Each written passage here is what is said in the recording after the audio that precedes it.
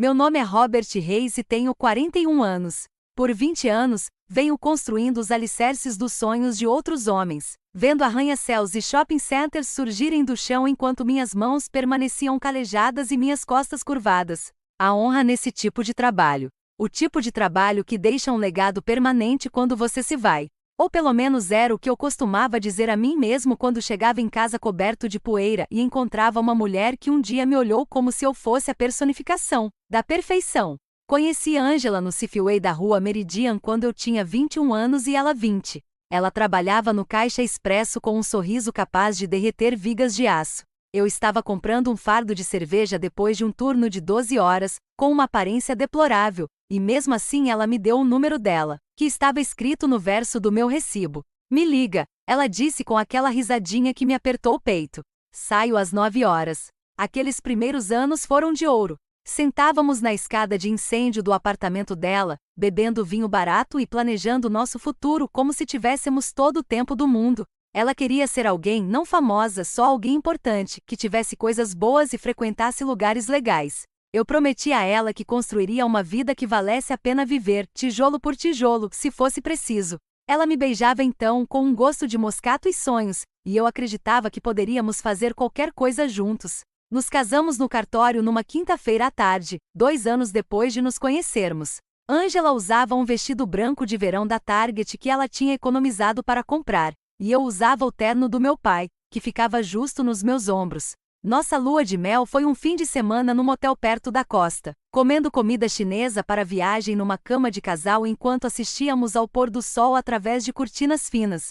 Ela disse que foi perfeito. Disse que eu era perfeito. Disse que nossa vida seria perfeita. A primeira casa que compramos precisava de reformas. Era um apartamento no andar de cima, num bairro onde tiros não eram incomuns, mas o preço era bom. Passei todos os fins de semana durante 2 anos, reformando aquele lugar. Drywall novo, pisos novos, tudo novo. Angela me trazia sanduíches e sentava num balde de tinta, conversando sobre o dia dela no escritório, onde tinha começado como recepcionista. Ela tinha ambições. Minha Angela sempre buscando algo melhor. Mas por volta do 10º ano, essa busca se transformou em mera ganância. Ela começou a reparar nas coisas. Como a Linda do Clube do Livro tinha um Lexus novo. Como o marido da irmã a levava para cabo 2 vezes por ano. Como as outras esposas, nos eventos da empresa, usavam roupas de grife enquanto ela comprava na Ross. Não estou reclamando, ela dizia, o que significava que, na verdade, ela estava reclamando sim. Só acho que poderíamos estar melhor. Greg Thompson entrou em nossas vidas num churrasco de 4 de julho, há 5 anos. Tecnicamente meu chefe, embora passasse mais tempo em escritórios com ar-condicionado do que em canteiros de obras. Alto, com cabelos grisalhos nas têmporas, o tipo de homem que ficava bem de terno ou jeans, que sabia citar cotações da bolsa e ela falava de vinhos com a mesma confiança. Os olhos de Angela o seguiam pela festa como se ele estivesse magnetizado. Esse sim é um homem de sucesso, disse ela naquela noite, se despindo de costas para mim. Você viu o relógio dele? É um Rolex, Robert. Um de verdade. Eu disse a ela que não precisava de um Rolex para saber as horas. Ela riu, mas não era aquela risada calorosa do supermercado. Essa tinha um toque de ironia. As mudanças foram graduais. Ela começou a ir à academia, comprar cremes faciais que custavam mais do que nossas compras semanais, cortar o cabelo em salões em vez de ir a um salão de cabeleireiro. Quando eu mencionava as faturas do cartão de crédito, ela me dispensava com um gesto de mão. Estou investindo em mim mesma, Robert, dizia ela com desdém. Talvez você devesse experimentar um dia desses. Eu me olhava no espelho do banheiro depois que ela dizia coisas assim. Via os pés de galinha, os fios grisalhos começando a aparecer na minha barba, meus ombros caídos depois de carregar o mundo nas costas por 2 décadas. Mas eu também via o homem que a amava desde. Ela tinha 20 anos, quem construiu a casa dela com estas mesmas mãos, quem nunca perdeu um aniversário ou se esqueceu de que suas flores favoritas eram rosas amarelas. Naquela noite, enquanto Angela se virava de costas para mim na cama, ouvi seu telefone vibrar com uma mensagem. Ela o pegou imediatamente, o rosto iluminado pela tela, e pela primeira vez em 20 anos, sorriu de um jeito que não tinha nada a ver comigo. As mudanças se aceleraram depois daquele churrasco da empresa. Angela começou a marcar reuniões que se atrasavam, sempre com explicações perfeitamente razoáveis que pareciam ensaiadas. Revisões de orçamento, ela dizia, tirando os saltos às 22h30. Você sabe como Greg é com os relatórios trimestrais. Eu sabia como Greg era. Certo. Suave como uísque envelhecido, com uma risada que fazia você se sentir parte de uma piada secreta. Ele aparecia ocasionalmente nos canteiros de obras, dando tapinhas nas minhas costas com as mãos bem cuidadas, perguntando sobre as obras com um sorriso que nunca chegava aos olhos. As críticas de Angela se tornaram mais ácidas, mais frequentes. Ela me observava jantar e suspiro. Você precisa mastigar tão alto assim? Ela perguntava irritada. Greg diz que boas maneiras à mesa são sinal de educação. Ou então ela me via me arrumando para o trabalho e balançava a cabeça. Essa calça jeans te faz parecer um mendigo, reclamava. Por que você não se veste como um profissional de verdade? Eu trabalho na construção civil, eu a lembrava. Você quer que eu faça a fundação de terno e gravata? Quero que você tenha ambição, ela retrucava. Alguns homens realmente tentam se aprimorar em vez de ficarem presos no mesmo emprego sem futuro por 20 anos. A ironia era que eu havia sido promovido 2 vezes nos últimos 3 anos. Supervisor de equipe, depois gerente de obra. Bom salário, melhores benefícios. Mas não era salário de diretoria. Não era salário de Rolex. Não era salário de Greg. Ela começou a perder coisas importantes. O casamento do meu sobrinho, o jantar de aniversário da minha mãe, nosso próprio aniversário de casamento. Quando eu mencionava nosso aniversário, ela respondia: "Ah, foi hoje?", como se 20 anos não significassem nada. Mas ela nunca perdeu um evento da empresa, uma confraternização da equipe, um retiro, ou uma noite das garotas que a deixava cambaleando em casa às 2 horas da manhã, cheirando a um perfume que eu não tinha usado.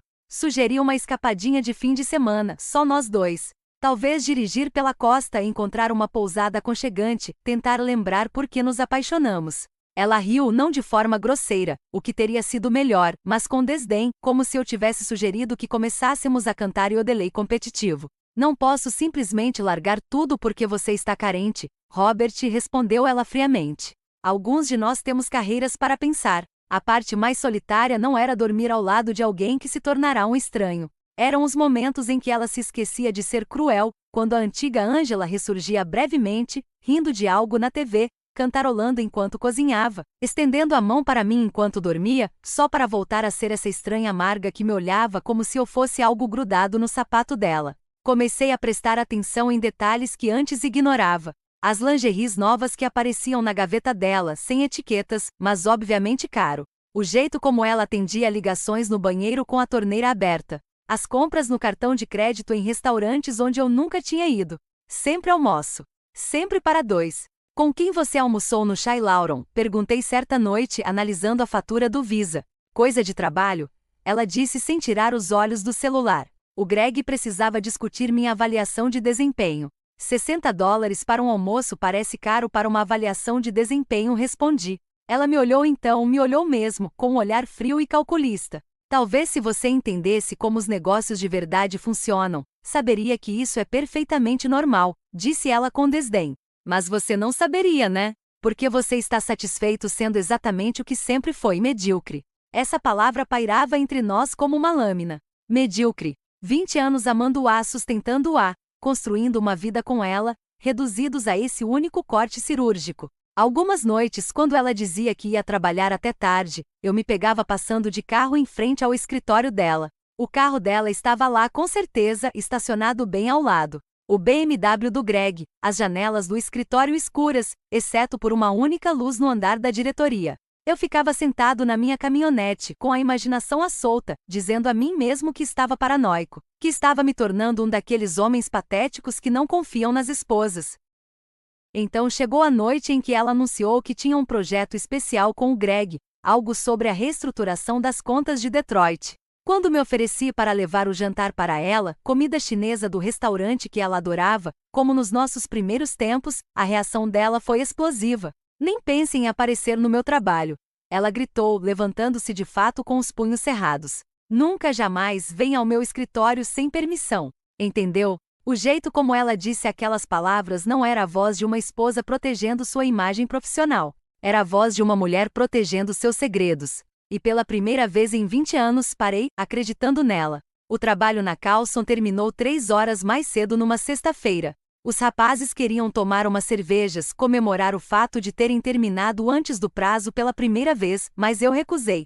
Pensei em fazer uma surpresa para a Ângela, talvez levá-la para aquele restaurante italiano que ela tanto mencionava. Até parei na floricultura. Comprei aquelas rosas amarelas que ela adorava, embora agora custem $30 a dúzia. Nossa casa estava silenciosa quando cheguei, mas o carro dela estava na garagem. O BMW do Greg estava estacionado do outro lado da rua, como se isso tornasse menos óbvio.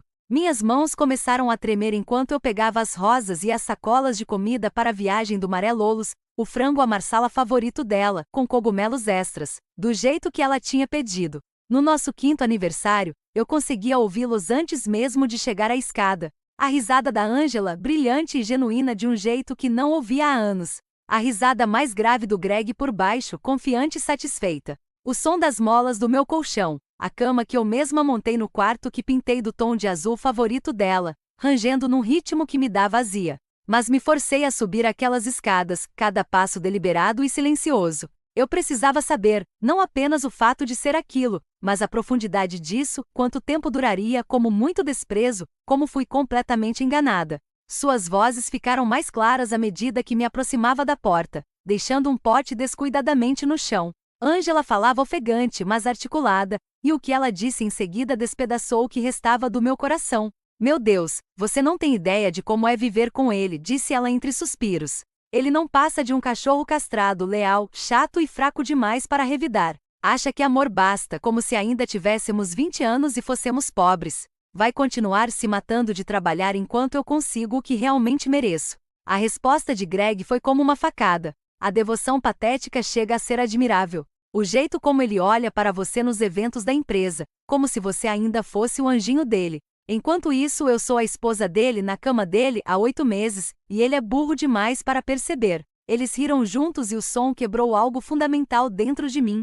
Continuaram trocando observações sobre minhas inadequações como comediantes testando material, meu corpo de pai de família, minha completa falta de ambição. O jeito como eu ainda lhe trazia flores como se fosse 1950. Como eu realmente acreditava nas desculpas dela. Engoli todas as mentiras porque confiava nela. Lembra quando ele sugeriu aquela escapadinha de fim de semana? Ângela deu uma risadinha cruel e divertida. Como se eu fosse desperdiçar um fim de semana em uma cabana empoeirada quando poderia estar aqui com você. A melhor parte, respondeu Greg, é. A minha maior satisfação é saber que ele nunca fará nada a respeito, mesmo que descubra. Ele é o tipo de pessoa que te perdoaria, tentaria resolver as coisas. Provavelmente se culparia por não ser homem o suficiente para te satisfazer. Eu fiquei parada no meu corredor, ouvindo 20 anos de casamento reduzidos a uma piada. Cada sacrifício, cada ato de amor, cada momento em que pensei que estávamos construindo algo juntos, tudo transformado em fraqueza, estupidez, algo para zombar depois de tomar champanhe. Silenciosamente, com cuidado, peguei meu celular, abri o aplicativo da câmera, mudei para vídeo e entreabri a porta. Filmei-os ali, emaranhados nos lençóis que eu havia lavado, Ângela usando a camisola que eu havia comprado para ela no último dia dos namorados. Capturei suas risadas cruéis, a análise casual que faziam do meu caráter, o jeito como brindavam com taças de vinho ao pobre e alheio Robert. Filmei por 12 minutos antes de me afastar, silenciosa como fumaça. Lá embaixo, coloquei as rosas no balcão da cozinha, guardei a comida para a viagem na geladeira, os hábitos morrem. Difícil, mesmo quando seu mundo está acabando, e saí para minha garagem. A oficina que eu construí era o meu santuário. O único lugar onde Ângela nunca entrava porque era sujo e deprimente. Sentei-me na minha bancada, cercado por ferramentas que me ajudaram a construir coisas, consertar coisas, criar algo do nada. Agora eu precisava delas para me ajudar a destruir algo. Assisti ao vídeo novamente e me forcei a absorver cada palavra, cada risada, cada crueldade casual. Isso não foi um erro, um momento de fraqueza, algo que simplesmente aconteceu. Isso foi desprezo calculado, humilhação deliberada, uma escolha consciente de me destruir por esporte, enquanto levava tudo o que eu oferecia. O Robert, que subiu aquelas escadas com rosas e frango à marsala, estava morto. Ele morreu ouvindo sua esposa chamá-lo de cachorro castrado, enquanto outro homem concordava de sua cama de casal. O que estava naquela garagem agora era outra coisa. Alguém que entendia que 20 anos de lealdade não lhe renderam nada além de zombaria. Sentei-me na minha garagem, encarando a prova em vídeo do meu casamento destruído. Percebi que algo fundamental havia mudado dentro de mim. O Robert que amava incondicionalmente estava morto. O que surgiu foi alguém muito mais perigoso, alguém que entendia que lealdade e misericórdia eram fraquezas que eles haviam explorado pela última vez. Esperei 3 semanas. 3 semanas fingindo que não sabia de nada, dormindo ao lado dela enquanto ela mandava mensagens para ele. Ouvindo suas mentiras sobre trabalhar até tarde. 3 semanas para preparar tudo perfeitamente. O antigo Robert os teria confrontado imediatamente, impulsivo e emotivo. Mas eu não era mais aquele homem. Eu conhecia o padrão deles agora. Sextas-feiras eram o dia deles há 8 meses. Aparentemente Angela alegava ter tido uma reunião tarde. Greg dizia à esposa que estava no clube de golfe, e eles passavam a noite na minha cama bebendo meu vinho, rindo às minhas custas. Esta sexta-feira seria diferente. Fiz meus preparativos metodicamente. Configuração: 3 câmeras no quarto, uma no detector de fumaça, uma na saída de ar, uma atrás do espelho. Peguei minha Glock no cofre, limpei-a, carreguei-a não para usar, mas para lembrá-los de que o cachorro castrado tinha dentes. Baixei todas as mensagens de texto, todos os e-mails, todos o extrato do cartão de crédito, que mostrava o rastro de enganos deles, comprovava tudo em 3 lugares diferentes. Então, liguei dizendo que estava doente na sexta-feira de manhã, dei um beijo de despedida na Angela como se nada tivesse acontecido e fui embora. Mas não fui longe. Esperei na cafeteria a 2 quarteirões de distância, olhando para o relógio, deixando a expectativa crescer como a pressão em uma caldeira.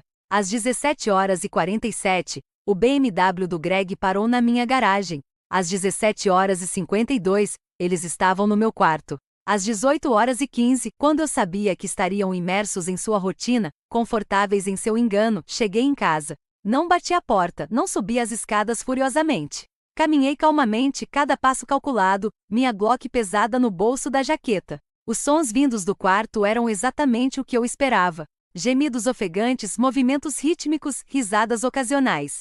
Minha mão estava perfeitamente firme. Quando empurrei a porta, o silêncio que se seguiu foi vasto como o de uma catedral. Os olhos da Angela se arregalaram, sua boca formando um perfeito U de choque. Greg recuou tão rápido que caiu. A cama. Sua confiança serena evaporando como o orvalho da manhã. Ambos congelaram, nus e vulneráveis, esperando que eu gritasse, chorasse, atirasse. Em vez disso, peguei meu celular, coloquei-o na comoda e apertei o botão de gravar. Continue rindo, eu disse baixinho. O silêncio se prolongou, insustentável. Angela apertou um lençol contra o peito como se a modéstia ainda importasse. Robert, eu posso explicar, começou ela, desesperada. Não precisa, respondi calmamente. Eu ouvi tudo. Há 3 semanas o comentário sobre o cachorro castrado foi particularmente inteligente. Joguei a Glock na cama, sem apontar, sem ameaçar, apenas deixando-a ali entre nós como uma constatação. Os olhos de Greg se fixaram nela, seu rosto empalidecendo. Robert, vamos ser racionais, começou ele, nervoso. Atravessei o quarto em 2 passos e o puxei pelo pescoço, fazendo-o levantar. 20 anos de trabalho na construção civil me deram mãos fortes como tornos e ombros capazes de carregar sacos de concreto de 45 kg. Greg podia ter a sala da esquina, mas não tinha nada a me oferecer ali, nu e ofegante. O primeiro soco quebrou seu nariz. O segundo soltou alguns dentes. No quinto, Angela gritava, implorando para que eu parasse. Deixei-o cair no chão, onde ele se encolheu. O sangue se acumulando no piso de madeira que eu mesmo havia instalado. Tudo está gravado, eu disse a eles calmamente.